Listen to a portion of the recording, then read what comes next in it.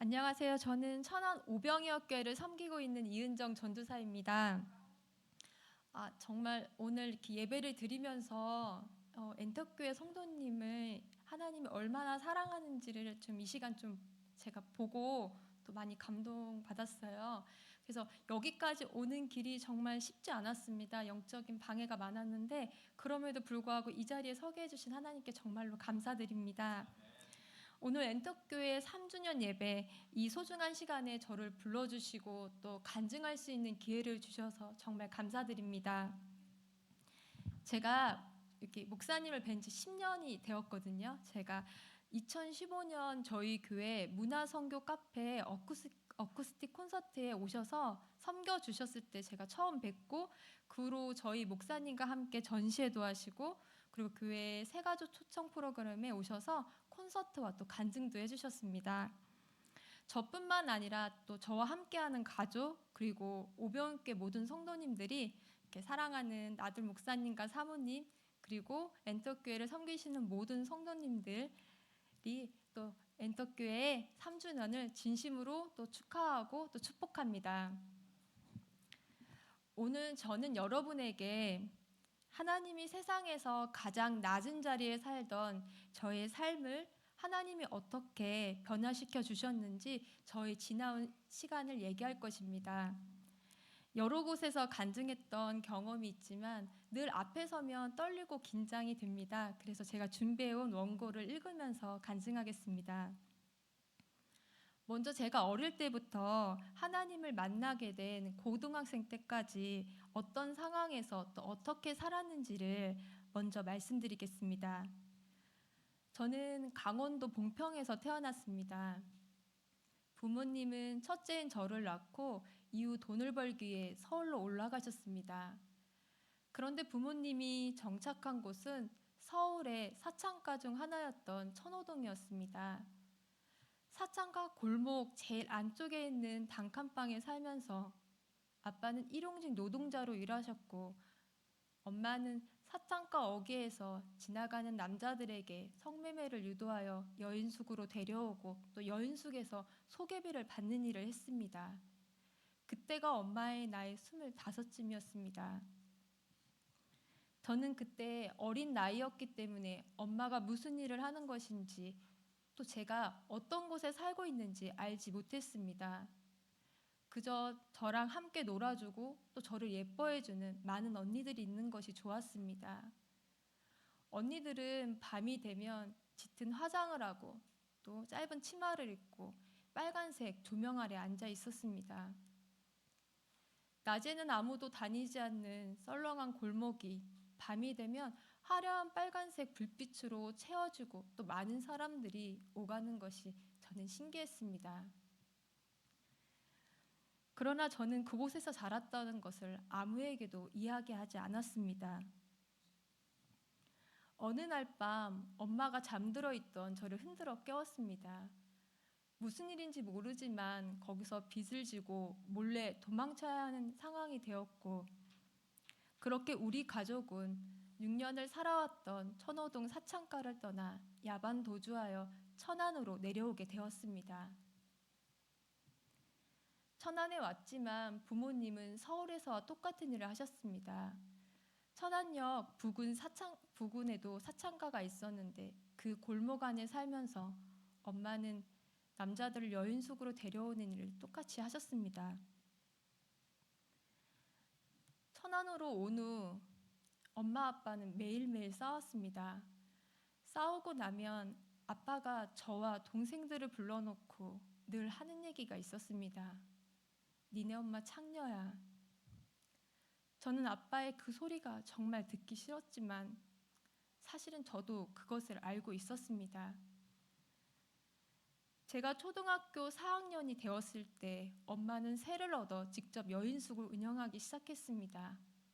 저와 4명의 동생들은 여인숙 작은 방 하나에서 살았는데 오후가 되면 항상 방문이 밖에서 잠겨 있었습니다.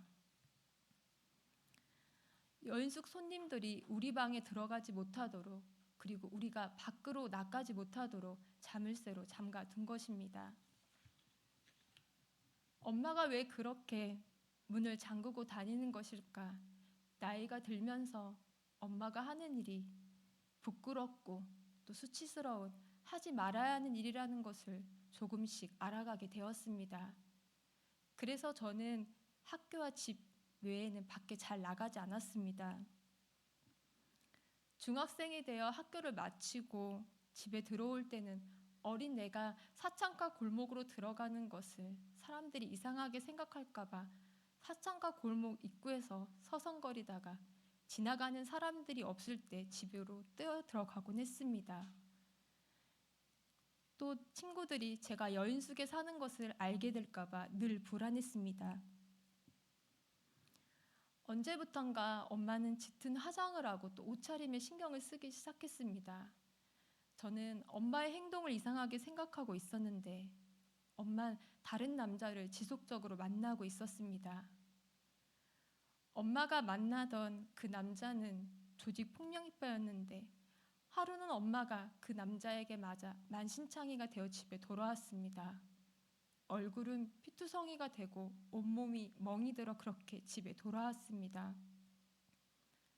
또 어느 날은 그 남자와 술을 먹고 싸움을 하다가 병을 깨서 자기 팔을 그었는데 살이 벌어져 뼈가 보일 정도로 찢어진 상태로 집에 돌아왔습니다.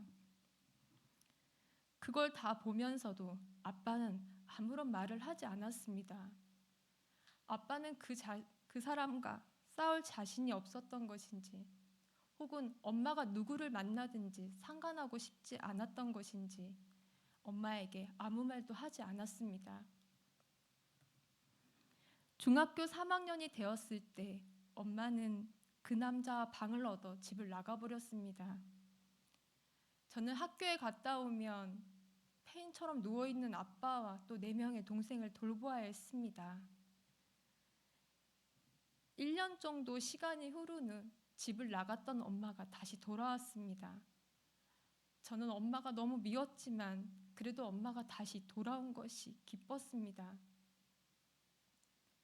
그런데 혼자 돌아온 것이 아니라 그 남자와 함께 왔습니다. 엄마는 집으로 다시 들어와서 여인숙을 운영하면서 애들도 돌보고 돈도 벌 거니까 그 남자도 같이 살자고 그렇게 아빠를 설득했던 것입니다. 저는 그게 말이 되는 소리냐고, 아빠 정말 바보냐고 울면서 소리쳤습니다. 그러나 아빠는 제 뺨을 내려치고는 그럼 어떻게 하느냐며 밖으로 나가버렸습니다.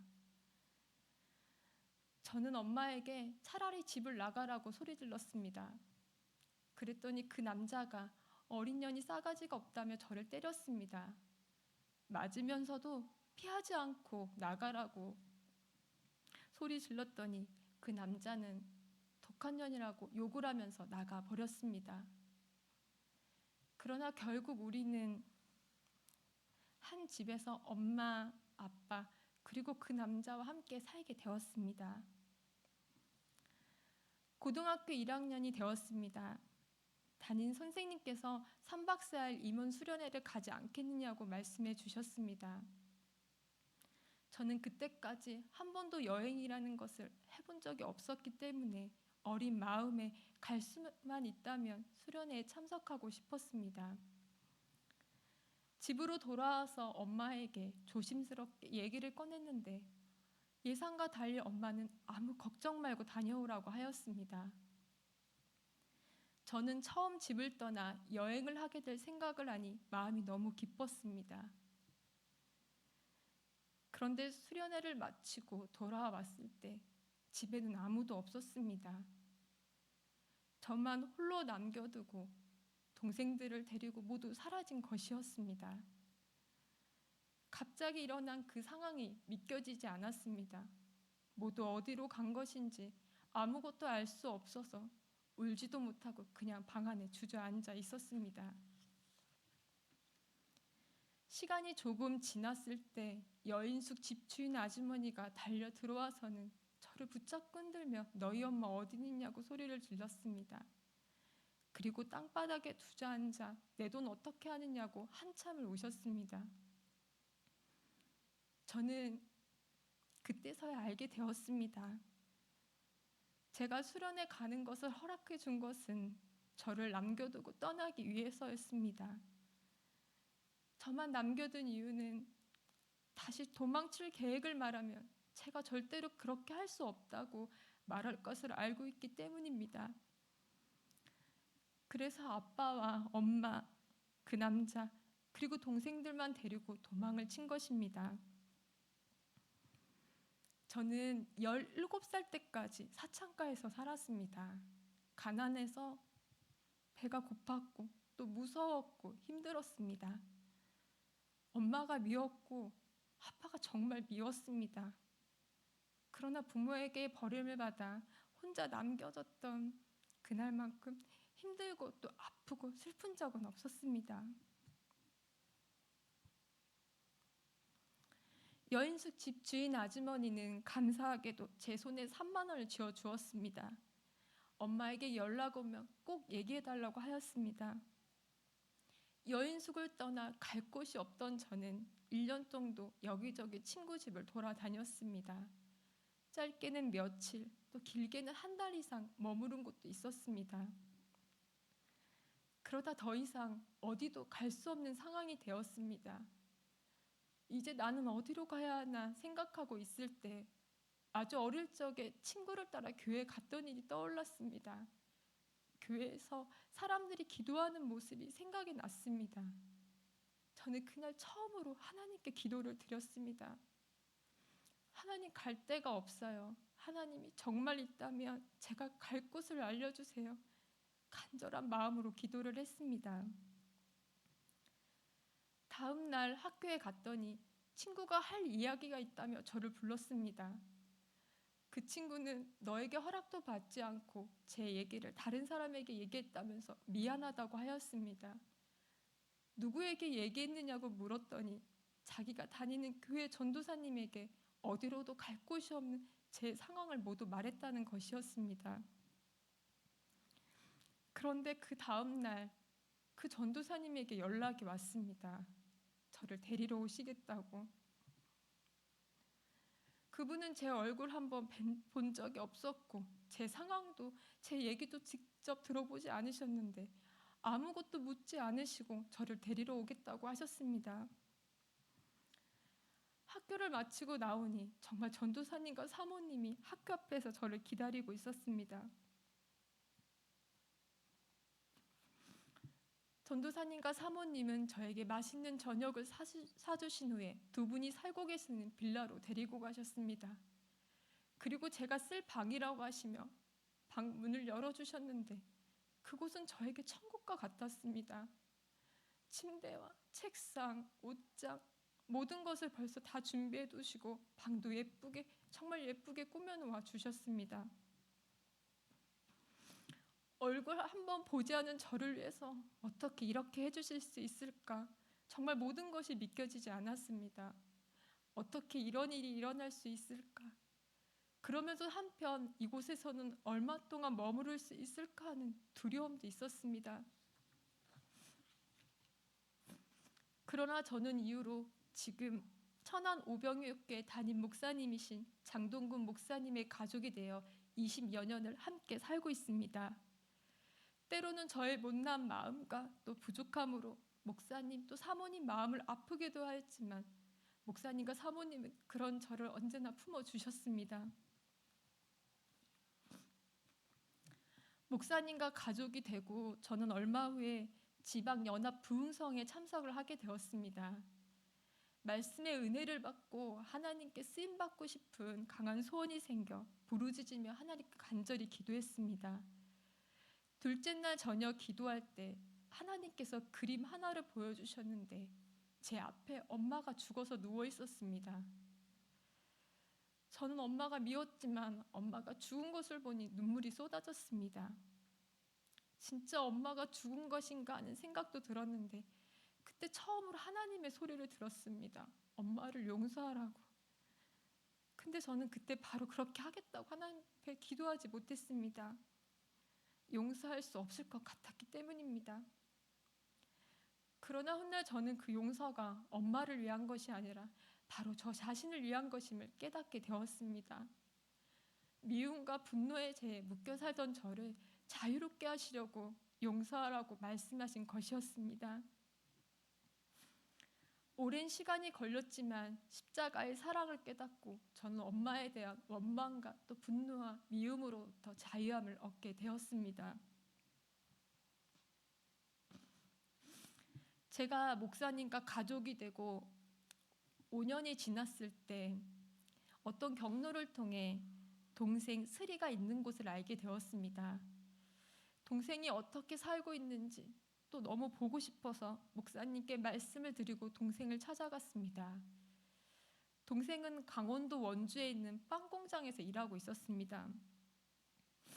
동생에게 그간의 이야기를 들을 수 있었습니다. 도망가서 한동안 강원도 산속에 있는 폐가에서 살았는데 거기서도 아빠, 엄마 그리고 그 남자가 함께 살았고 그 남자 엄마 사이에 아이도 낳았다는 이야기를 들었습니다. 그때 동생의 나이 17살이었는데 초등학교도 졸업하지 못하고 납품 전문 제과점에서 한 달에 56만 원을 받고 하루 16시간씩 일하고 있었습니다. 월급을 받으면 엄마가 다 가져가고 동생 스리는 하루 종일 일하고 또 밤에는 어린 아기를 돌보며 그리고 수시로 엄마와 그 남자에게 맞으면서 그렇게 노예처럼 살고 있었습니다. 저는 동생에게 가져간 돈 10만 원을 주면서 목사님께 허락받았으니 만약 내가 도망치고 싶다면 언제든지 천안으로 오라고 하였습니다. 몇 달 후 8월 15일 광복절에 동생은 지옥 같은 그곳에서 탈출하여 천안으로 오게 되었습니다. 그때부터 동생 스리의 생일은 8월 15일이 되었습니다.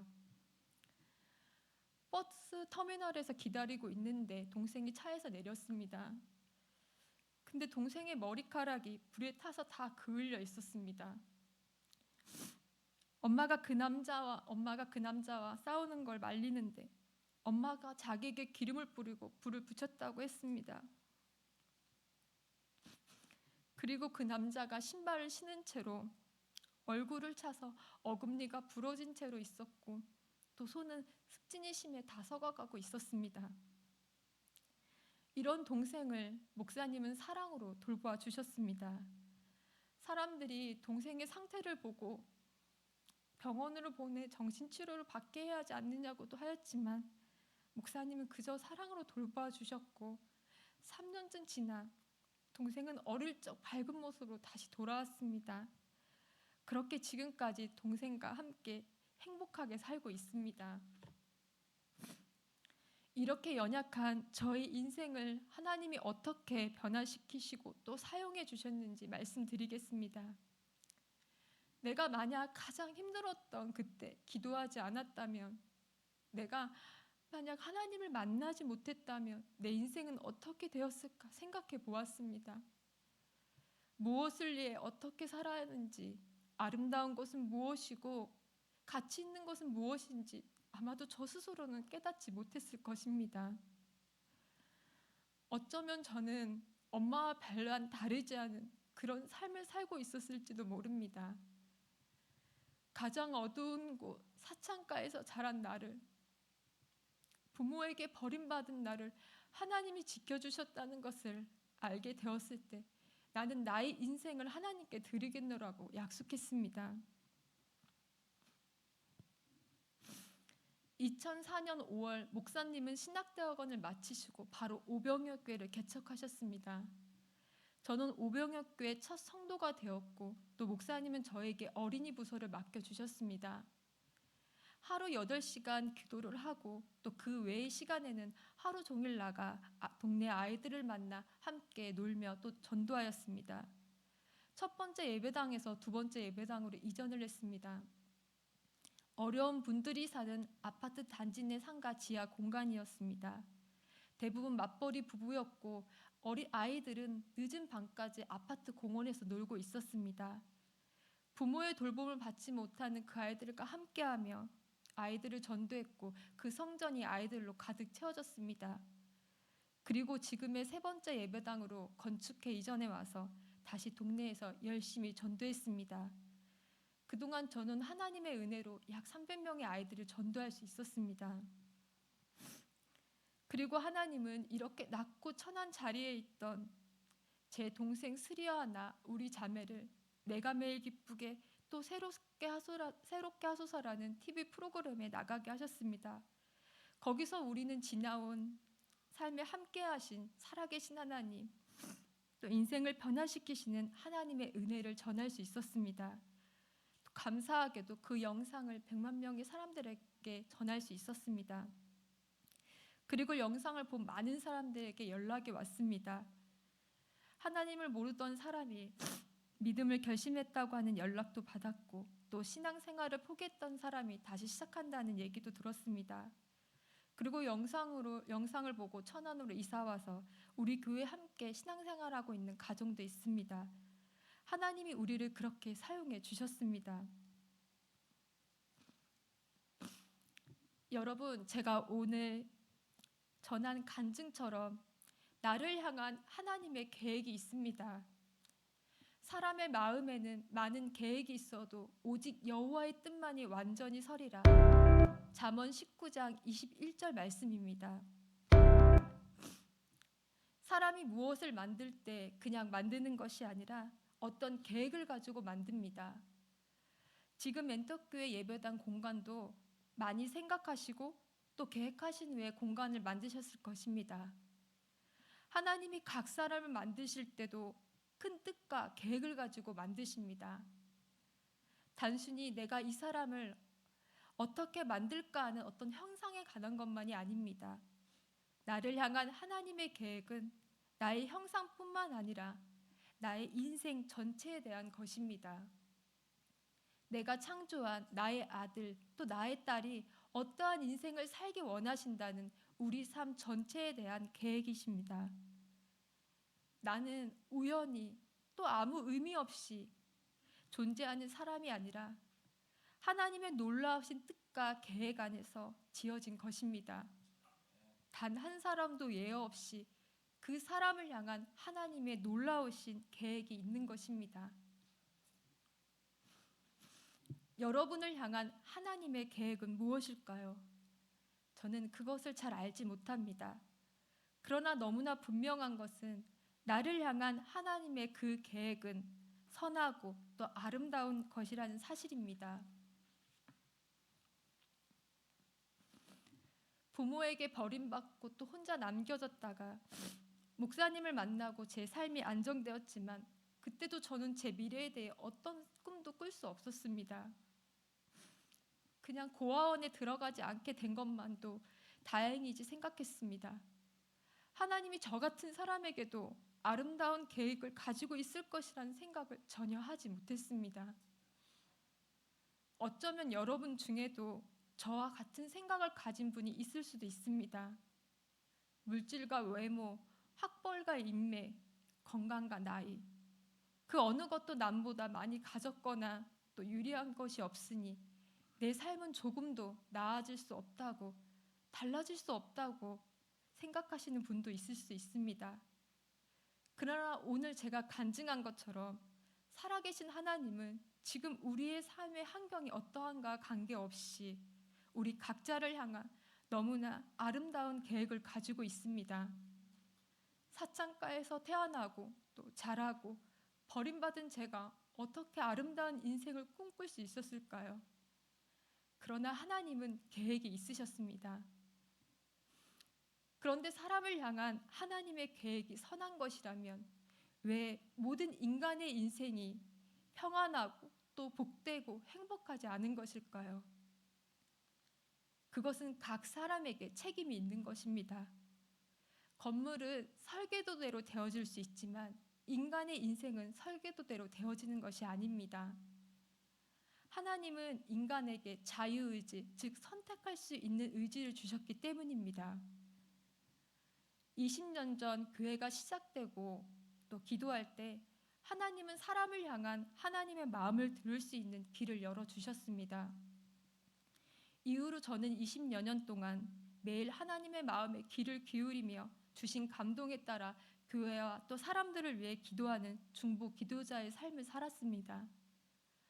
오늘도 저는 며칠 전부터 엔터교회를 위해 기도했고 또 교회에 하나님이 주신 소망의 말씀을 적어왔습니다.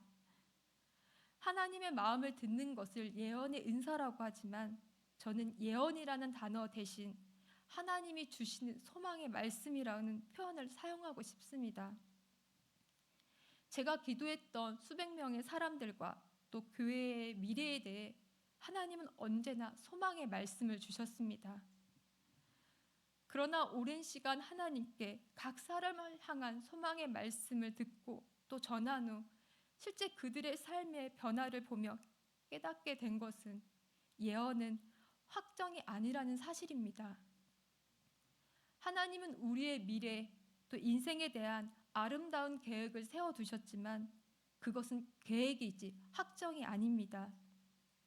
내가 어떻게 하든지 하나님의 계획대로 다 이루어지는 것이 아니라 내가 그 소망의 말씀을 듣고 그 소망대로 이루어지기를 꿈꾸며 또 항상 옳은 것을 선택하며 순종할 때 그 계획은 현실로 이루어지는 것입니다. 그런데 사단이라는 영적인 존재가 있습니다.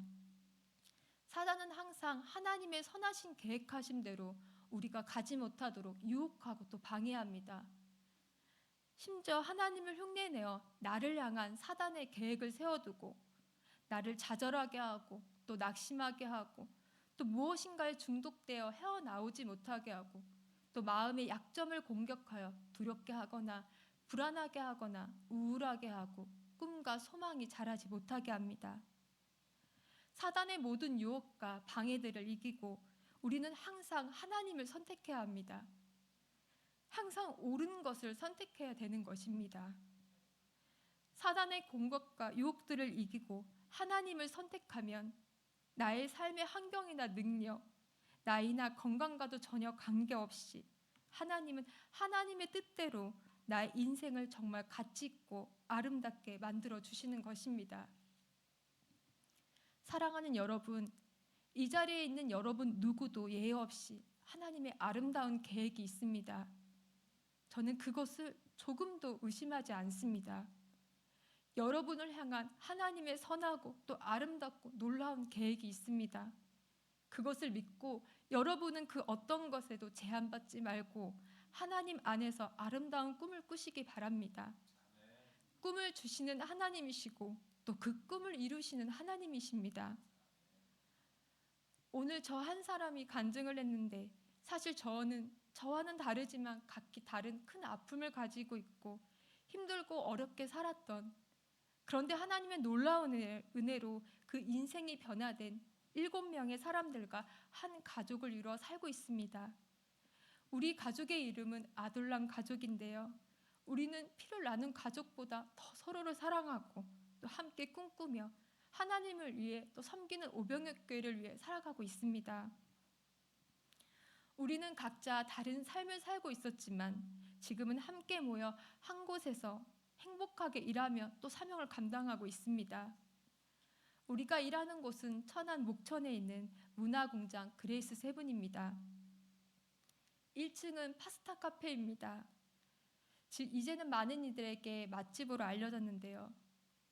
초등학교도 마치지 못하고 어린 나이부터 하루 16시간 노예처럼 일하던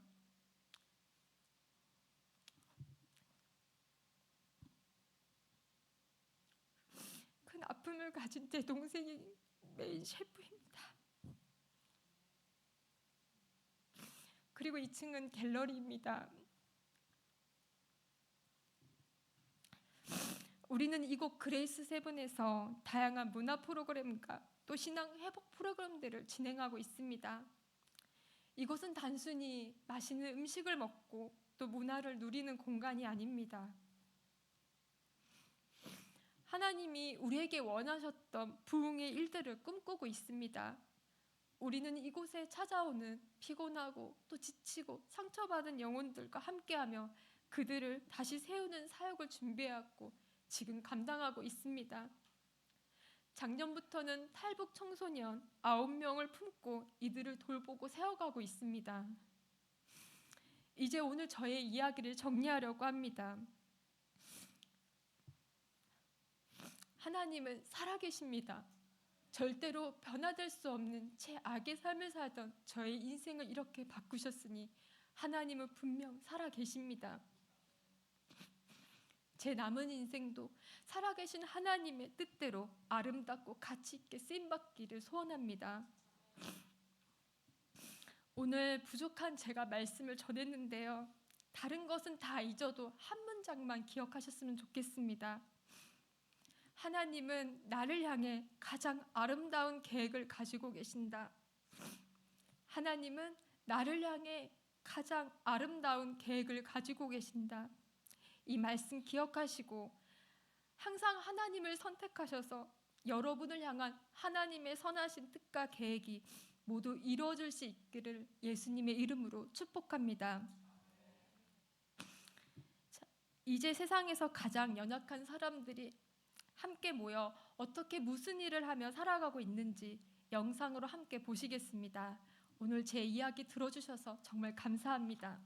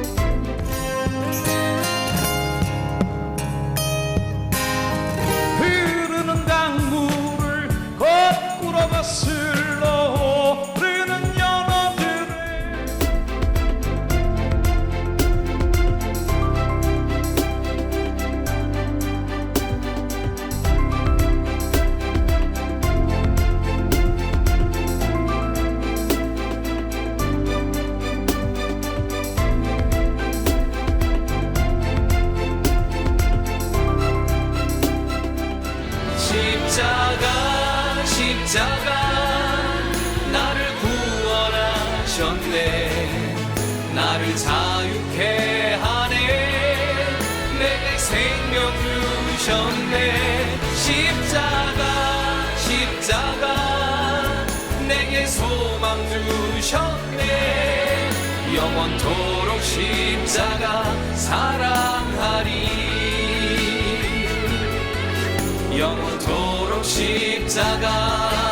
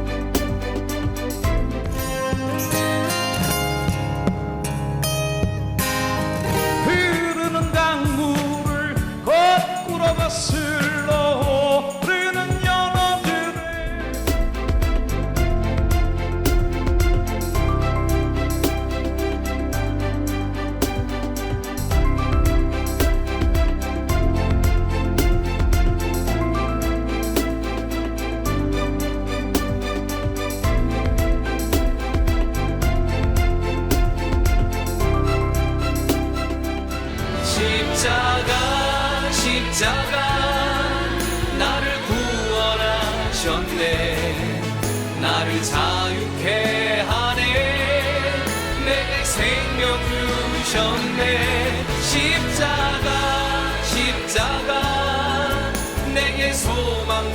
주셨네. 영원토록 십자가 사랑하리. 영원토록 십자가